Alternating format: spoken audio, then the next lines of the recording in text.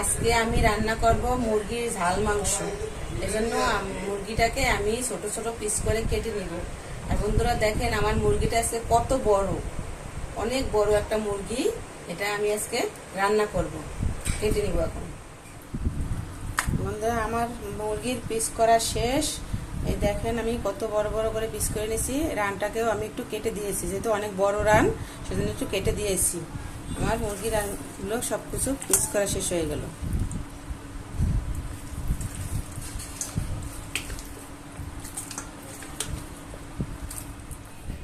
আমি ঝাল মাংস রান্না করার জন্য প্রথমে নিয়ে নিচ্ছি সব মশলাগুলো নিয়ে নিচ্ছি এক জায়গায়। তারপরে আমি দেখাচ্ছি, এটা হলো পেঁয়াজ রসুন বাটা, এটা আদা বাটা, এটা মরিচ, এটা হলুদ, এটা দই, লবণ, জিরা, ধনিয়া। এগুলো আমি একত্রে করিয়া মাংসটাকে একটু ম্যারিনেট করে নিব। আমি মশলাগুলো একে একে মাংসের সাথে দিয়ে দিচ্ছি।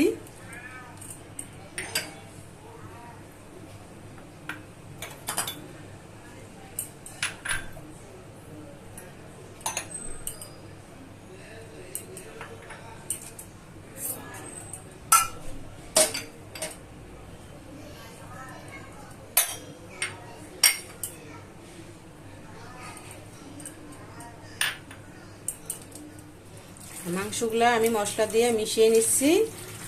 মেশানো আমার শেষ। আমি এখন 10 মিনিট রেস্টে রাখবো, তারপর আমি চলে যাব মূল রান্নায়। চুলাটা অন করে নিলাম। এখন আমি তেল দিয়ে দিচ্ছি। তেলের ভিতরে দিয়ে দিব একটু ফোড়ন, দারচিনি, এলাচি, তেজপাতা, সাথে দিয়ে দিচ্ছি পেঁয়াজ। পেঁয়াজটা একটু ভেজে নিব, ব্রাউন কালার করে ভেজে নিব।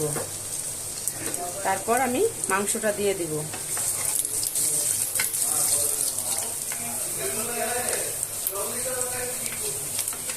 পেঁয়াজটা আমার ভাজা শেষ হয়ে গিয়েছে। এখন আমি মাংসটা দিয়ে দেব। আমি একটু তেল কম দিয়েছি, দেখেন আমার কড়াইতে খুব তেল কম, যেহেতু মাংসে অনেক তেল হয়েছে, এটা মাথায় রেখে আমি পেঁয়াজ মানে তেলটা কম দিয়েছি। এখন মাংসটা আমি ভেঙে দিচ্ছি।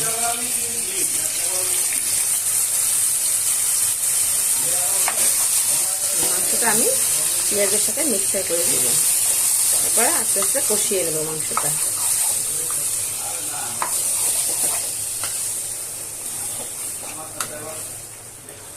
এখন আমি 20 মিনিট মাংসটাকে এভাবে কষিয়ে নিব। যেহেতু মাংস থেকে জল ছাড়িয়ে দিবে, জলটা শুকানো পর্যন্ত আমি কষিয়ে নিব। মাংস থেকে অনেকটা জল ছেড়ে দিয়েছে, এই জলটা শুকিয়ে নেব। আস্তে আস্তে কষিয়ে নেব। কষিয়ে নেওয়ার পরে একটু ভাজা ভাজা হলে তারপরে আমি একটু গরম জল দিয়ে ঝোল রান্না করে নিব। 10 মিনিট তারপর জাল দিয়ে নামিয়ে নেব। আমার মাংস কষানো শেষ। দেখেন কি সুন্দর একটা কালার আসছে এবং উপরে তেল উঠে গেছে, মশলাটাও অনেক গ্রেভি হয়ে গেছে। এখন আমি জল দিব, জল দিয়ে কিছু সময় রান্না করে নিব, তারপরে পরিবেশন করব। আমি পরিমাণ মতো জল দিয়ে নিচ্ছি। জল দেওয়া শেষ। এখন আমি একটু নেড়ে ছেড়ে দিব, এরপর ঢেকে দিব। ঢেকে কিছুটা সময় রান্না করব আমি, তারপর গরম মশলা দিয়ে নামিয়ে নেব।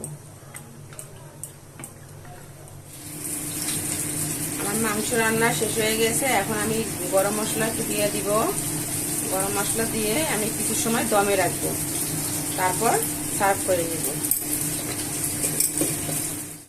দেখেন মাংসটা কত সুন্দর হয়েছে, কালারটা কত সুন্দর আসছে। মাংস খুব সুন্দর সিদ্ধ হয়ে গেছে। এখন আমি পরিবেশন করব।